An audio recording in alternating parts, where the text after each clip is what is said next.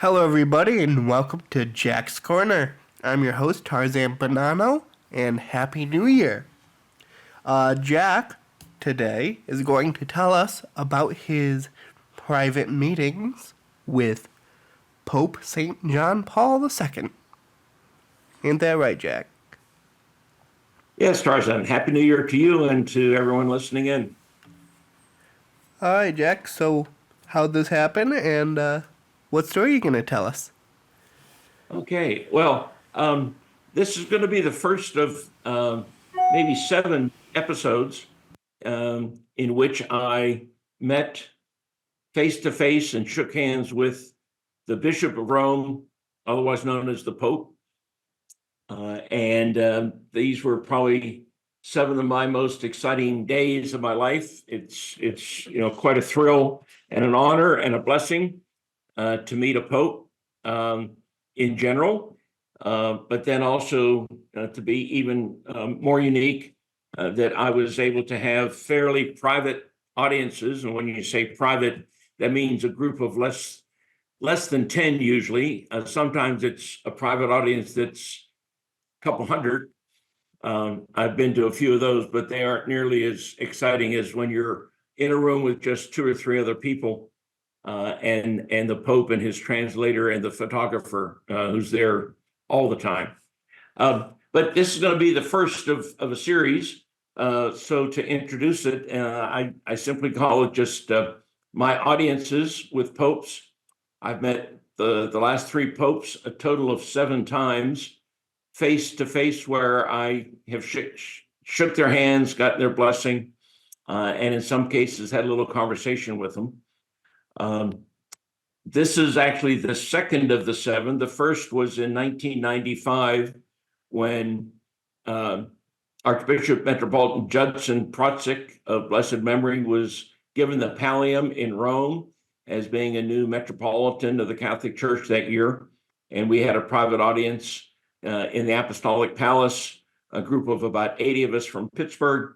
And the Pope walked around and greeted each one of us. And I have a picture on my wall of me with Father Andrew Diskevich, who's now the Protestant cellist in Pittsburgh.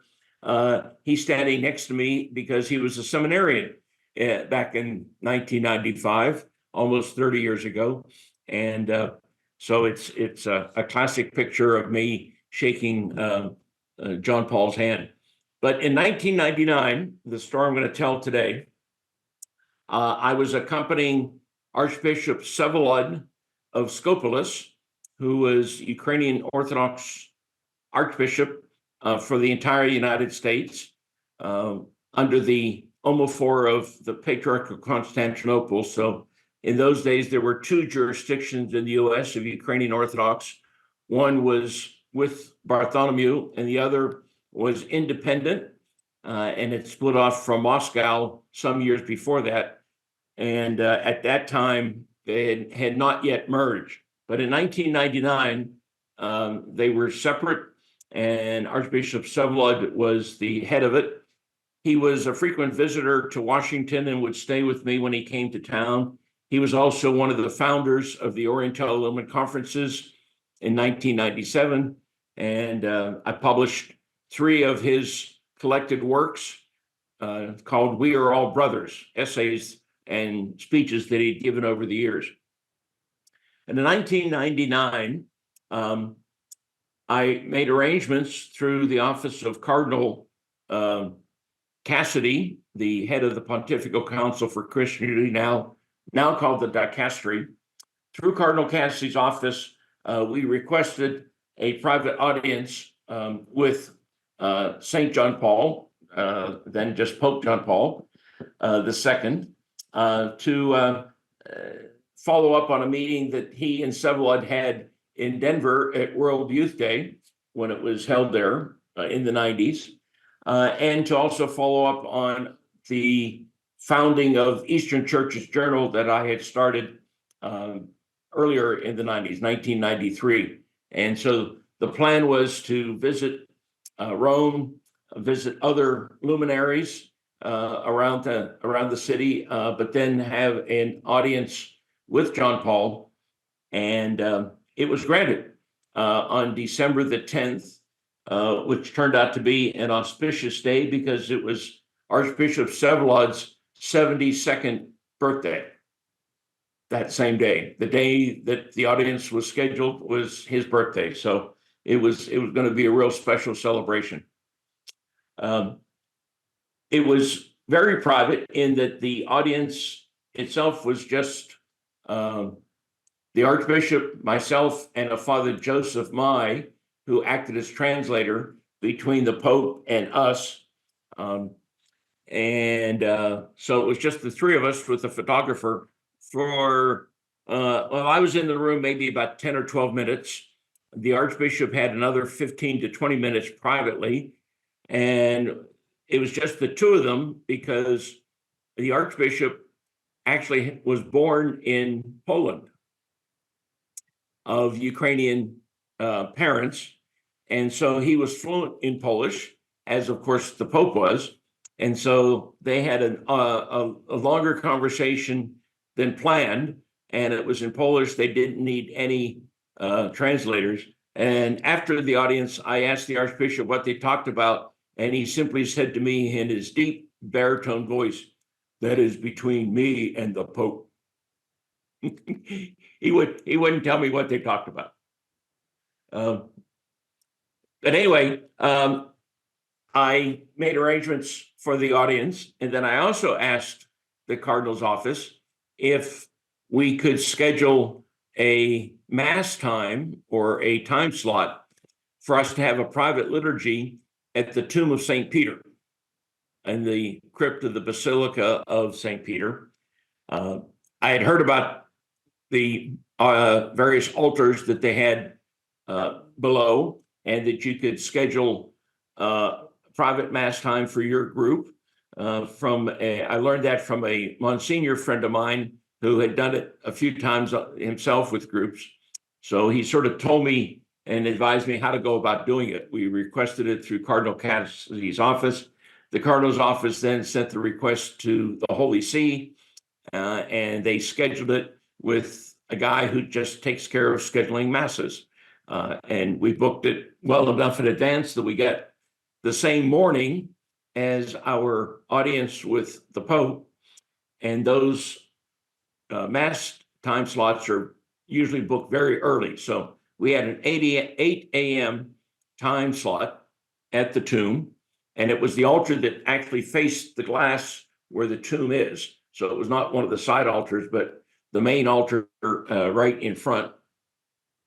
And so we started the day going to pick up all of the religious items we needed for liturgy that we were borrowing from the Rusicum, the Russian college, where Father Taft was the professor.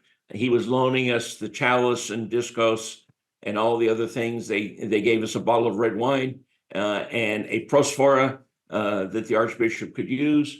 And so we picked all those things up and headed over to St. Peter's.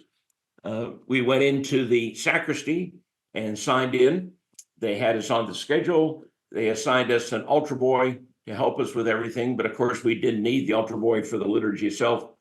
A Roman Catholic Italian altar boy wouldn't know first thing about what was going on. So we went down, and I was his cantor, and I turned out to be the acolyte. So I got dressed up in a stick car, and we went down, and so I was his server, and also I did all the people's responses, and they reserved the altar, but surprisingly, they closed off that entire section of the crypt. And so there were not any even visitors or guests walking by. The only thing we had was a guard keeping everyone out. And it was just the Archbishop and I having liturgy together. It was a very, very special event that I can still remember to this day.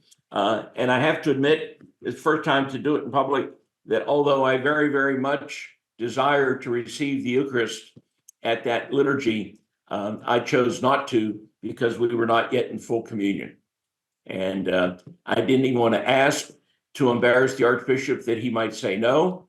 And I didn't want to take the chance. And so I just left it he had communion himself, and that was it. But it was a very exciting liturgy. We finished the liturgy after an hour and a half or so. We had a few minutes to wait, so we rested, and we went just up into the Apostolic Palace from St. Peter's, and our audience was scheduled for 11 a.m. We arrived a bit early, and so we were sitting in the anteroom with a bunch of Roman Catholic bishops from Santo Domingo. All the bishops of the country were there for their ad limina visit. There every 5 years that bishops go to have a one-on-one with the Pope.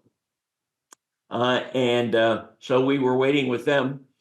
And after a few minutes of waiting, they announced that it was our turn. So we were invited to the next anteroom, where we stood and waited just a few seconds while the previous audience person went out one of the side doors, and we were escorted into the room where the Pope was sitting behind a big, completely cleared desk. And it was his audience room where he greeted everyone. He, of course, stood up and recognized the Archbishop. They greeted each other very, very friendly. Of course, we're speaking Polish to each other in their greetings. The Vatican photographer took a few pictures. The pictures I still have, of course, of the three of us. I took 5 bound volumes of Eastern Church's journals, so I had a whole stack of books that I presented to the Pope, and of course, immediately some Monsignor came and took them away, as they do with a lot of gifts the Pope gets. He sort of just touches them or receives them, and then some assistant whisks them away to the Vatican archives, and I'm sure those archives keep growing and growing because he has audiences like this all day long, typically. I remember the private part of the audience in that the Polish priest, Father Mai, was explaining to the Pope in Polish who I was, why I was there. I picked up a word or two here where, he said Mr. Fiegel, and then he said America, and even in Polish, you can understand what those words were. And so as the Polish priest is explaining to the Pope who I am and why I'm there, and that I'm accompanying Archbishop Sobolod, I was standing next to the Pope, and unbeknownst to me, he just put his hand down and took my hand in his hand and held it. And I had this wave of feeling come over me as if I was holding on to the hand of Christ. It was such an incredible feeling that, here I was holding, or the Pope of Rome was reaching out to hold my hand, and it was just and John Paul exuded holiness with his whole person.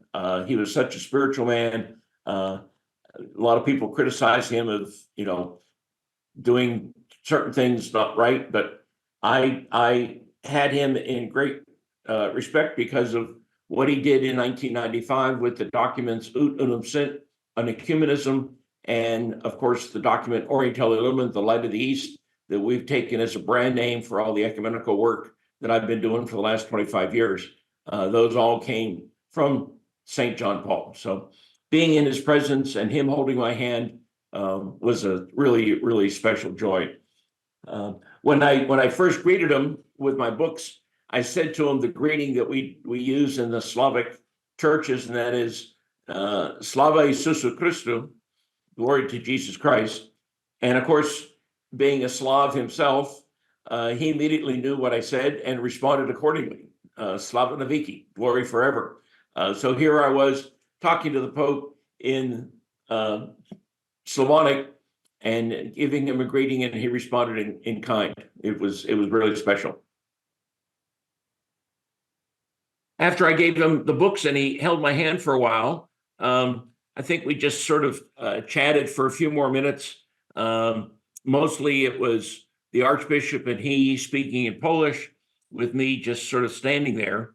And then when the audience was over, or at least my time of it was, because the Archbishop stayed after me, and they had their one-on-one discussion.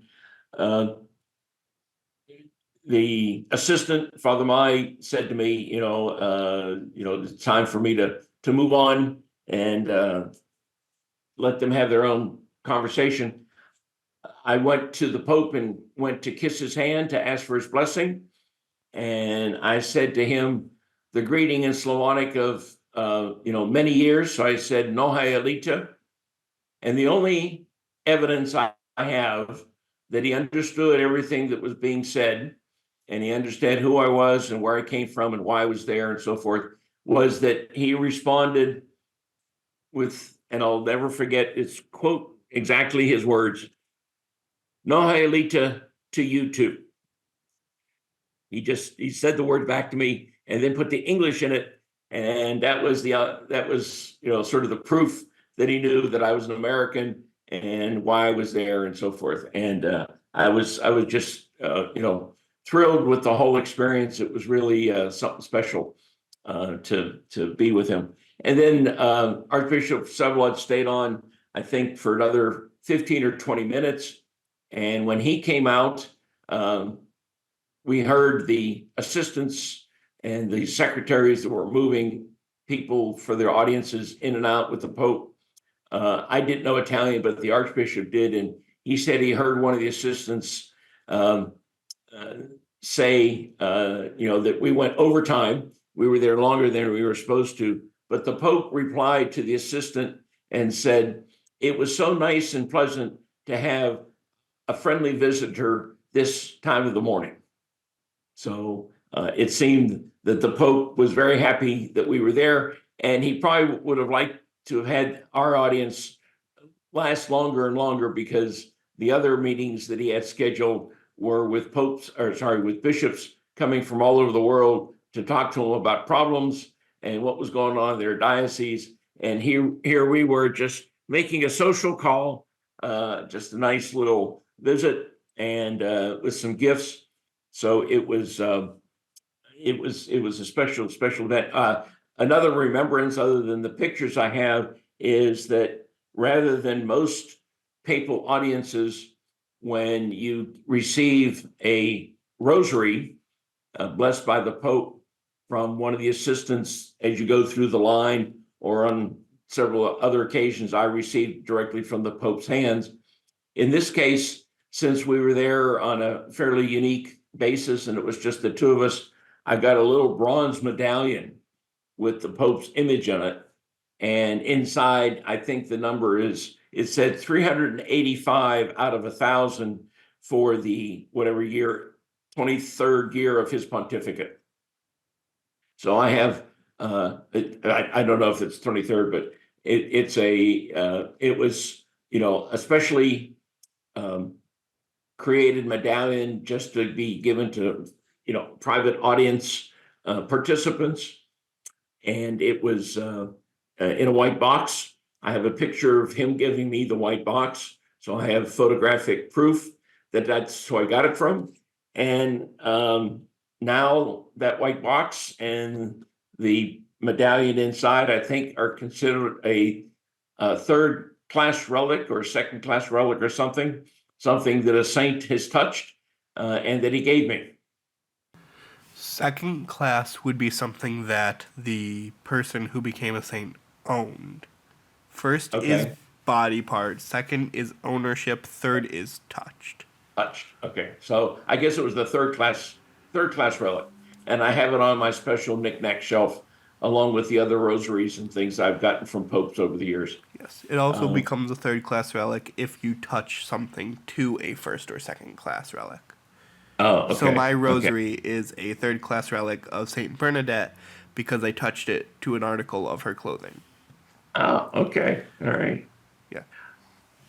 So that afternoon we went back to our hotel, and well, actually, I think we went for lunch, and in the joy of having had a successful meeting, we then that evening invited Cardinal Cassidy to join us for dinner, along with Father Robert Taft, and also Archbishop Marbawai Soro, who was at that time with the Assyrian Church of the East, and was promoting communion and ecumenical relations between the Assyrian Church and the Roman Catholic Church. Anyway, invited them out for dinner. We used the Cardinal's name because it was a Friday to get into one of the famous fish restaurants so that we could have a nice fish dinner. And on Friday nights, all the restaurants in Rome are quite packed and it's hard to get a reservation. So we used the Cardinal's name. And of course, the restaurant pulled out all the stops when they know a Cardinal's coming. Get a lot of clout when you have someone like that in your group. So in fact, the Cardinal brought a book as a birthday gift for the Archbishop. Father Taft brought something and Marbawai Soro brought something. But at the beginning of the dinner, I went to make a toast with the wine we had. And I said, I want to make a toast for many years for the Archbishop. And then I said, I'd like to know from the gathered expertise at the table, which is probably the highest concentration of knowledgeable people of relations between the East and the West, with Father Taft, Marbawai Soro, and Cardinal Cassidy himself, and the Archbishop. I asked the group, I said, can anyone tell me whether or not the event that I experienced this morning has ever happened before? And that was that an Orthodox bishop celebrated the Eucharist over the tomb of St. Peter. And they said, no, they could not think of another occasion when that has happened since the schism of 1054. So it was the first time in almost 1,000 years that a bishop, now they said that there have been a few Orthodox priests that have done it over the years, but never before a bishop since the schism of 1054. So not only do we have a special audience with St. John Paul, and we had a great birthday party for the Archbishop, but we made history in that it was the first time in 1,000 years that an Orthodox bishop had a Eucharist at the tomb of St. Peter. So it was quite a special trip, quite a special audience. I won't go into other parts of the trip. That's going to be in my autobiography about pilgrimages and audiences. But this will give our listeners a little bit of food for thought. And we'll have another story on a future episode of another meeting I had with St. John Paul, and then meetings with Pope Benedict and with Pope Francis. So you're concluding here? Yes. All right. Then for How's those... that? Good 20 minutes? Yep. All right. For those listening, again, thank you for coming to Jack's Corner. This concludes the first episode, I guess, of Papal Audiences. Again, Happy New Year. Have a great week, and God bless.